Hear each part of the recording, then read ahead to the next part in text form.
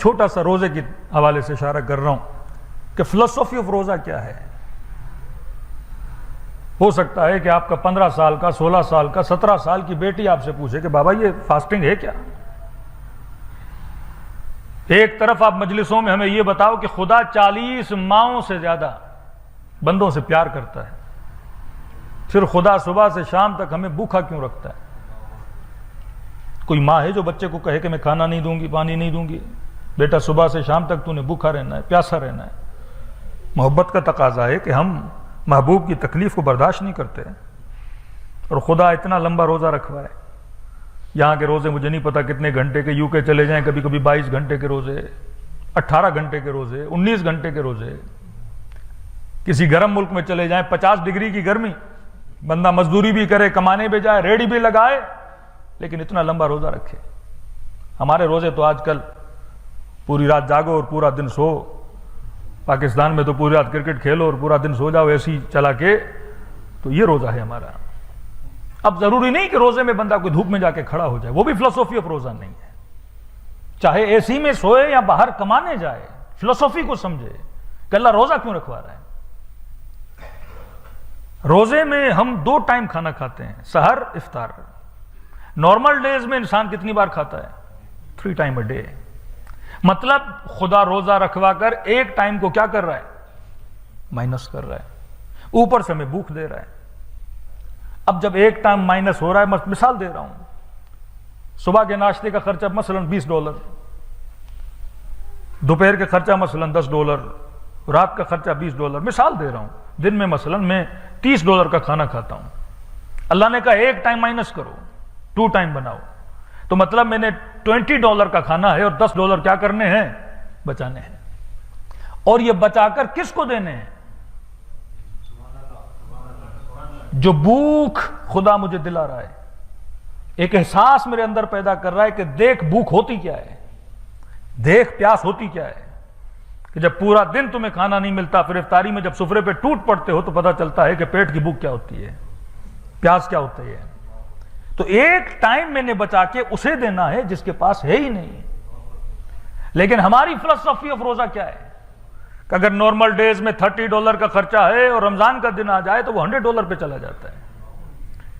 All over وہ فلسفی کو ہم نے کیا کر دیا؟ ڈسٹروائے کر دیا. کہ فلسفی یہ تھی کہ ایک ٹائم بچا کے اسے دو جس کے پاس نہیں ہے. لیکن ہم سب سے زیادہ اگر کسی مہینے میں رج کے کھاتے ہیں، وہ کون سا مہینہ ہے؟ رمضان کا مہینہ ہے. اور اگر کوئی رمضان میں مر جائے تو کہتے ہیں کتنا نیک بندہ تھا، مولانا رمضان میں مر گیا. یقیناً نیک ہوگا، لیکن ہم ایسوں کو جانتے ہیں جو کھا کھا کے مرتے ہیں اس مہینے میں. وہ تو نیکی نہیں ہے. یہ صحت کا مہینہ، یہ وہ مہینہ جو بدن کو صحت دے. یہ پروو ہے کہ روزہ رکھنے سے کینسر نہیں ہوتی انسان کو. باڈی کے برے سیلز کو میدا کیا کرتا ہے؟ اسٹمک کھا لیتا ہے. انسان کو صحت ملتی ہے، توانائی ملتی ہے. اور رمضان میں سب سے زیادہ اٹیک ہوں، رمضان میں اگر اموات ہوں. کہ جب میں 40 پہ گیا تو 40 پہ آپ کو پتا ہے کتنے موقف لگے ہوتے ہیں، ہر موقف پہ کچھ نہ کچھ مل رہا ہوتا ہے. تو ایک مومن شوگر کے مریض، بی پی ہائی، چل بھی رہے ہیں. ان کے بیٹے کہہ رہے ہیں، ان کی بیٹی کہہ رہی مولانا ذرا والد صاحب کو سمجھائیے کہ ہر موقع پہ جا کے کچھ نہ کچھ کھاتے ہیں، شوگر بھی ہے، کہیں میٹھا لے لیتے ہیں، کہیں شربت پی لیتے ہیں، کچھ ہو نہ جائے ان کو.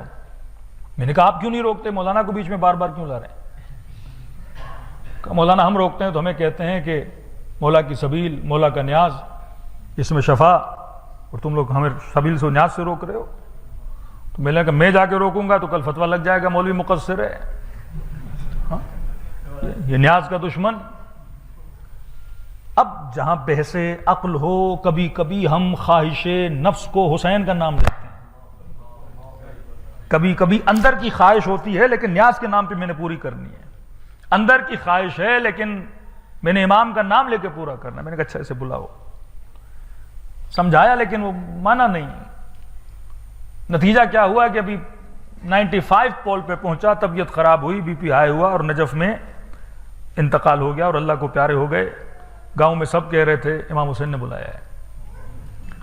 میں نے کہا بھائی مولا حسین کوئی ہمیں مارنا چاہتے ہیں، پھر ہر نماز میں دعا کیوں کرتے ہیں خدا لمبی زندگی دے، لمبی مولا تو ہمیں طول عمر دینا چاہتے ہیں تاکہ تو ہر سال کربلا آئے، ہر سال حج کرے، ہر سال عمرہ کرے، ہر سال نیکیاں کرے. مومن جتنا لمبا جیے گا اتنی نیکیاں کرے گا.